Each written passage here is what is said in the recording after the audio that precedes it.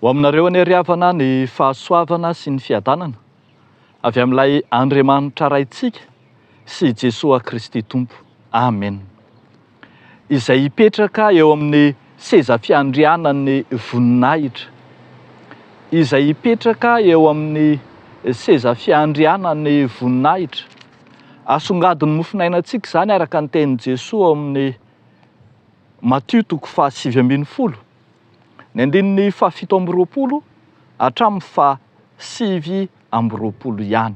Andeha vakitsika amin'ny anaran'i Jesosy Tompo manao hoe: ary namaly Petera ka nanao taminy hoe: indro izahay efa nahafo ny zavatra rehetra ka nanaraka anao, koa inona ary no ho azonay? Fa o Jesosy taminy: lazaiko aminareo marina tokoa fa rehefa mby amin'ny fanavaozana ka hipetraka amin'ny seza fiandrianan'ny voninahiny ny zanak'olona, ianareo koa izay nanaraka ahy dia hipetraka amin'ny seza fiandrianana 12 ka hitsara ny firenena n'Israely 12.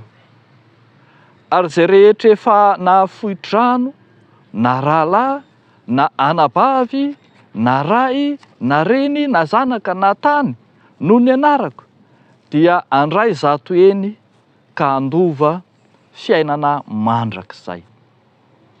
Ray Masino, manamasinanay amin'ny fahamarinana, ny teninao no fahamarinana. Amen. Izay hipetraka amin'ny seza fiandrianan'ny voninahitra, mazava ho azy fa rehefa tonga ny fotoanan'Andriamanitra, ny fotoanan'ny Tompo, dia ilay Jesosy Kristy, ilay Tompon'ny voninahitra, no hipetraka eo amin'ny seza fiandrianan'ny voninahitra. Ilay Kristy izay ho avy tsara izao tontolo izao, hitsara ny velona sy ny maty, izy no Tompon'ny voninahitra, izy no hipetraka eo amin'ny seza fiandrianana izay omeny izao rehetra izao ny dera sy ny laza ny voninahitra rehetra. Fa izay mariantsika manokana eto amin'ity mofinainantsika ity dia ny hoe rehefa tonga izany fotoana izany dia handray ny azo ny Tompo ary omen'ny Tompo toeram-boninahitra manokana ireo mpanaraka azy.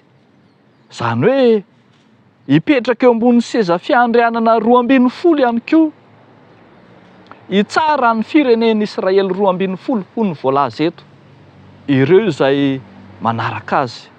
Eo amin'ny andininy 9:20 dia izao ny filaza azy manao hoe hipetraka eo amin'ny seza fiandrianan'ny voninahiny ny zanak'olona, ianareo koa izay nanaraka dia hipetraka amin'ny seza fiandrianana 12.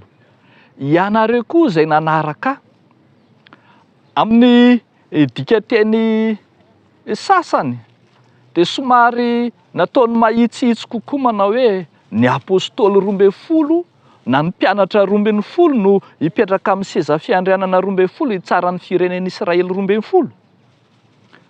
Izay midika fa misy varavarana misokatra ho an'ny mpanara-din'ny Tompo, mampifandray azy ireo amin'ireo mpino amin'ny testameta taloha, satria ambara fa avy amin'ny jiosy no famonjena, dia indro misokatra ho azy ireo amin'ny alalan'ny mpanara-din'ny Tompo ny famonjena. Miaona eo amin'ilay seza fiandrianan'Andriamanitra zany, na ny voavonjy tarihan'ireo fokom-pirenen'Israely 12 na ny voavonjy izay tarihan'ny apôstôly 12.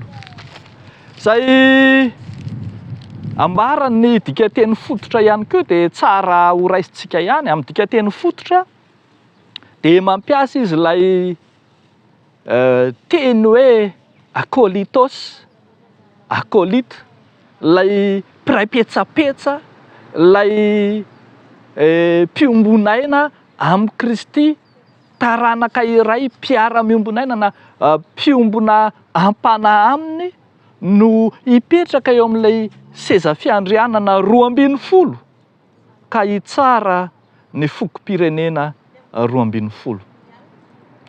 Na inona filaza dia midika zany fa ireo akaiky ny tompo, ireo izay efa niara-niosina tamin'ny tompo, ireo izay miara-belona amin'ny tompo ka miara-maty aminy koa, ireo rehetra mahatsiaro tena iray amin'ny tompo. Ny filazany Matteo azy eto dia hoe na fohy tany na trano na anabavy na rahalahy na ray na reny na zanaka noho ny anaran'ny tompo, reny rehetra reny aza dia andova io fiainana mandrakizay na satro-boninahitry ny tompo io. Ravako malala ao amin'ny tompo, manambara amintsika ny soratra masina fa misokatra midanadana ho an'ny mpiombon'aina amin'ny tompo ny fanjakan'Andriamanitra. Tsy hiveriny maina ny fikelezanaina rehetra, araka ny ambaran'ny soratra masina hoe tsy foana tsy akory ny fikelezanareo aina amin'ny tompo, fa dia anokafan'ny tompo fiainana fahasambarana, anokafan'ny tompo tombon-dahiny manokana, eny avantage manokana, zany hoe hitsara ny fokom-pirenena Israely. Eny hitsara anjely aza ho ny soratra masina ravako malala. Ambara arak'izany fa manana toerana manokana ny mpino ao amin'ny fanjakan'Andriamanitra, toerana tsy hanenenana, toerana tsy misy toazy, toerana tsy hitanao ety ambonin'ny tany, toerana izay tsy katsahanao fa omenanao maimaim-poana. Eny toerana omen'ny tompo anao, sokafany ho anao. Zava-dehibe ny fanarahana ny tompo, zava-dehibe mihoatra noho izay hoe mandeha mivavaka, mamaky baiboly, mihira, manao fiderana, manao rakitra, manao adidy samihafa, mihoatra lavitra noho izany ny tombon-dahiny omen'Andriamanitra anao, satria mpiara-miombon'aina aminy ianao, miray petsapetsa aminy ianao, tena iray aminy ianao ary mahatsiaro fa ianao ihany koa dia efa manokatra sahady ny varavaran'ny famonjena, ny varavaran'ny lanitra, tsy ho anao ihany fa ho an'ireo rehetra izay mpanara-dian'ny tompo ihany koa. Ny bokin'ny Apokalipsy izay mofinainantsika tsy ela akory izay dia milaza amintsika fa rehefa tonga ao amin'ilay tanàna masin'Andriamanitra, ilay Jerosalema vaovao, ilay tany vaovao sy lanitra vaovao, dia mihaona ao ilay vavahady 12 mitondra ny anarany fokom-pirenena 12 andaniny, ary ihany koa misy fanorenana 12 ary voasoratra eo ny anaran'ny apôstôly 12.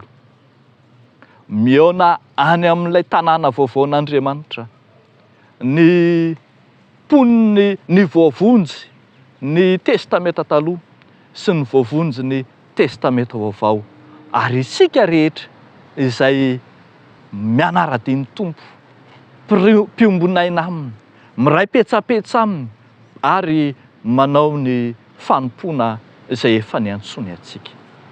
Ndao ary havako, fandrio zany toerana mahafinaritra zany, fandrio dian'izao zany toerana sy sata ambony loatra omen'ny tompo Andriamanitra ho anao zany, hitoetra eo amin'ny seza fiandrianana, hitsara anjely aza, hitsara ny firenena Israely. Eny, efa notenenin'ny tompo hoe tsy ataoko hoe mpanompo intsony ianareo fa efa nataoko hoe sakaiza.